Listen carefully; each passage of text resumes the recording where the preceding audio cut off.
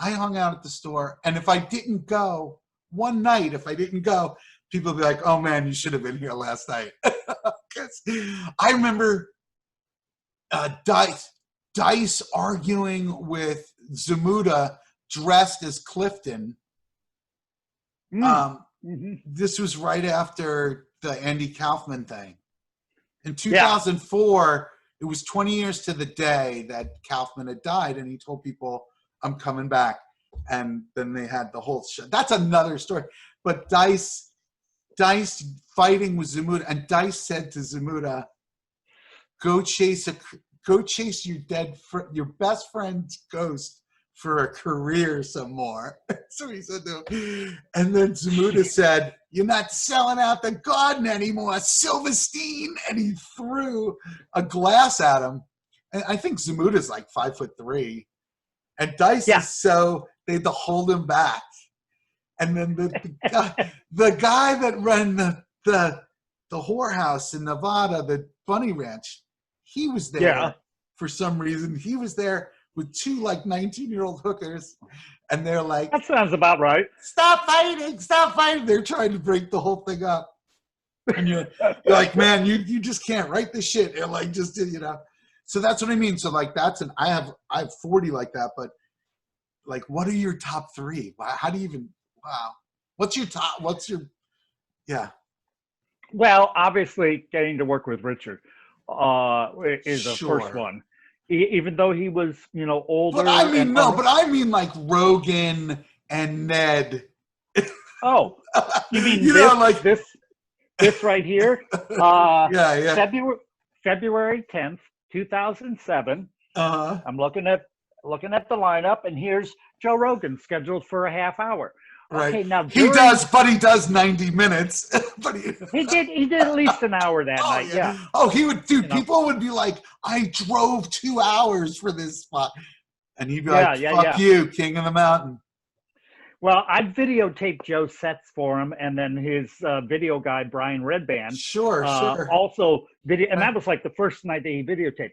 So as Joe's performing, I remember I went to get a drink or coffee or something, and I saw Carlos come into the club. He walked into the room. He looked at Joe. Carlos Mencia. This is Carlos Mencia. Yeah. He asked me how long Joe had been on. And I said 20 minutes or whatever. And he said, okay. And then he went to the main room, and he was able to get a pop in over in the main room. Joe's and this is when Mind of Mencia was at its height.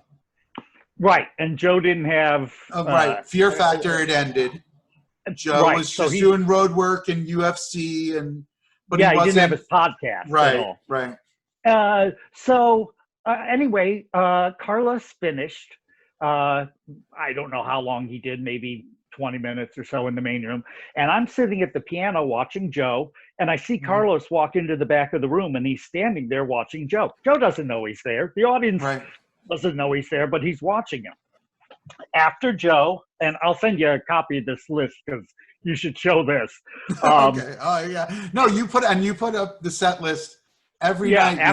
Yeah, I post them when we went internet. I post the lineups, and I kept this one. And when Joe came back into the club years later, I had him autograph it. But awesome. What happened? Joe's doing his set.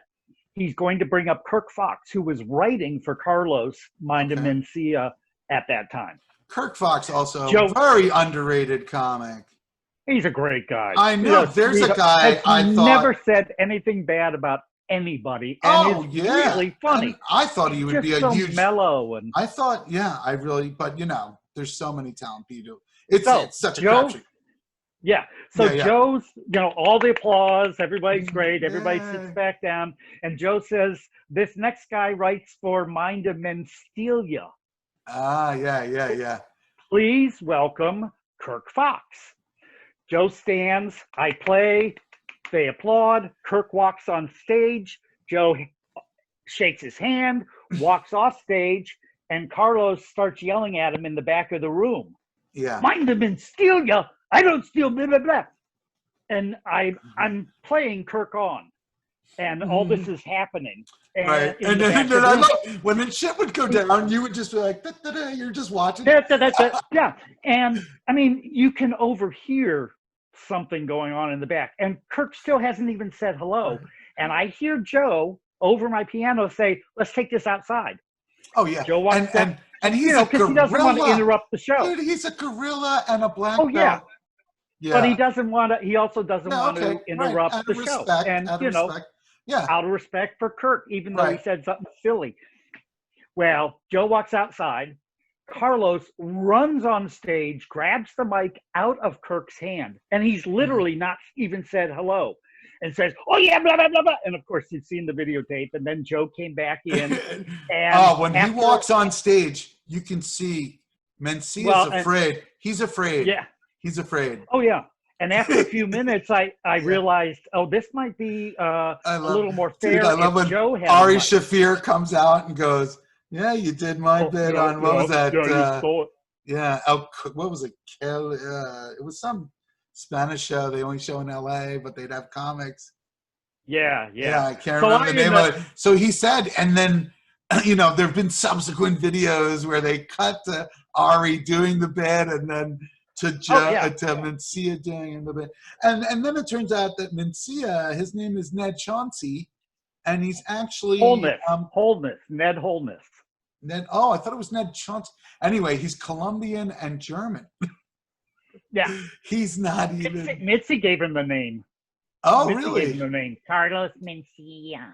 See, I should have listened to her and pretended to be Italian. I probably would have done something with my life. Within about 5 minutes or 7 minutes of them arguing, I realized this should be a fair argument. So you can see me take the second mic and hand it to Rogan. Right. And then for 45 minutes they argued. Now, mind you, the audience, many of them. That's what's awesome about the store, and I don't know if that would still happen now. Like a lot of times, right? We have security guards now. Like when when I was there, what somebody described it as, the inmates were running the asylum. Perfect. So, Absolutely. And I kind of liked it that way too, though, because I came from New York, abused as a child, so it was perfect. Oh. Joking, but I mean, it's like there was this comic who he was telling me about how great his childhood was, and I go, dude, you're never going to be a comic. Yeah, because you're not damaged. What are you kidding? Oh yeah, and I mean, and seriously, the store at that time seemed like the island of broken toys. But look how many people from back then. Look at Sebastian; he's huge. It's huge. Sebastian took Sandy Shore's comedy class not once, but twice. And on the final night of the class, we did a show in the main room where the comics in the class would invite themselves, and she'd have me play piano just like it was a real show. Mm-hmm. So I saw Sebastian twice, and he's this good-looking, annoyingly handsome son of a bitch with all this swagger and not one fucking thing funny about him. He was horrible. Well, horrible. Who's good at it at first? Yeah. You know who was? Adam Ferrara. Adam Ferrara was good at comedy from the first time he stood on stage. I don't know why. But he never. But now look at Sebastian. Right. I mean, now you can't touch him. He's one of the absolute top. He's a beast. Yeah. And he hasn't really changed other than just sort of picking up his pace, being a little more attentive to the audience. But he's got that lovely conversational style. Yeah. Oh, he's likable, and he's likable across a lot of different demographics. But he also knew how to play the game. I think better than most. You know what I mean? And there was one night when he was a paid regular. He still was not really good, and he was doing this character. He would pace across the stage for maybe 10 seconds and then go, "The week I had today, right. shopping at Ross." And it was slow and whatever. And one night, I know that bit. He goes, how do they put the stuff out? They just throw it out. But there was one night, and Sebastian had always made it clear, I'm not the guy to fuck with, Right. guys. I come in, I do my set, I Oh leave. yeah, Don't mess, yeah. you know, to the other comics. Well, this night they decided to fuck with him, and Uh-huh. he broke his character and responded with a really good smart ass comic, and the Right. audience exploded, and he got Ah, it. He right got it. there. Now some people might not have gotten. He Mm, broke the character. They got him, and he mm. was like, oh. And the next time he went on stage, he came on stage and he goes, the week I had to, he laughed at Right. himself. He let them know he was kidding and not really serious, and he went right into the material. And Well, then beast. that brings on a point too, though, that the store kind of makes you like a pit bull on stage. Yeah. Like if Yeah. anyone fucks with you, you just rip right through them. Like a lot, Yeah. you know, I moved to Florida, and you know, also the comics there were brutal with each other. Oh yeah. Oh God, yeah, they would scream out shit about your personal life while you were on stage. So, Oh yeah. oh God, yeah, it was Comics to comics are harsh was- to make each other laugh. it was very much a fraternity. Only the toughest chicks could hang. Only really the Yeah. toughest people. You really had to be like, fuck you, you know. Otherwise, you would get Yeah. chewed a lot. But it made me like, it kind of like finishing school, or like if anyone in the audience says anything, you just You know, shoot you them. asked me about a couple memorable stories besides. Wait, we never even I- finished. Let's finish Right. the Mencia. Well, they went outside, fight. But they Ari didn't and fight. Bobby. Well, they argued, and it was all Yeah. on videotape. That, Yeah. Red Band captured all that. Right. Anyway, because Carlos had a show and Joe didn't, they told Joe, take some time off. Yeah, And he was banned. He was banned. yeah, he wasn't really banned. It was more like, Yeah, you know. well, he was banned without saying you're banned. Right, They were right. like, just take some time off. Yeah, And yeah. he wasn't there for years. Did Paulie get to be on Mind of Mencia? 7 years. I don't remember. I really don't remember. But Joe came 7 back years. after 7 years, and the night that he 7 came in, years. it was November 13th, 2014, and Joe couldn't believe that I kept this lineup. He autographed it for me. So that's Right. one real amazing story. Another story that's, I don't know if it's amazing, but it talks to the early years of the club. Okay. I was there very late night because the show often runs till 2 or 3 in the morning or even later. And my first couple years, I didn't realize after playing the last comic on, my gig was done. I could go home. I used to stay and play every, person yeah. on until 5 in the morning. I'd be packing up the piano. Oh, very So- often the spot I would get would be the 1 a.m. There'd Yeah. be two people. I had 2 people in the audience once, and one of them got up and walked out as I got on stage. And I said to the guy, I go, "Do you want to see my show?" And he goes, like, no, he was the king. Like he was like you Yeah. go ahead, So- go ahead. So, So, the real show happened after the show. I always thought in the kitchen sometimes at that table at that booth. Oh, that little booth. Yeah. You One should of the get a first shot of nights that booth, man.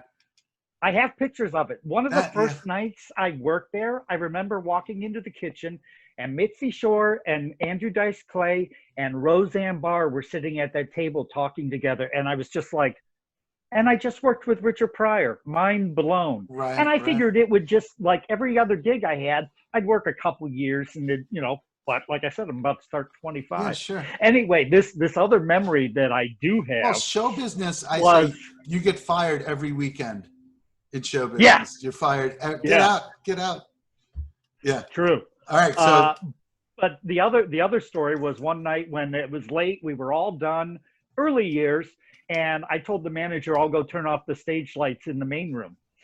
And I walked in, and the club was empty, just the manager and me. We were the last 2. I walk into the main room to turn off the lights, and there's people standing on stage. they're fucking. It's a comic, and I probably shouldn't name him, and Ron Jeremy, and they're back to back with Uh-huh. a woman in front of each of them giving them blowjobs. Oh my God. So it was obviously I walk in, I'm organized. like, Someone organized oh, this. Somebody said, you know what we should do? We should go in the main room, dead back to center. back to back. On the center of the main room stage. I wish there was a picture of that. Well, There is in my head.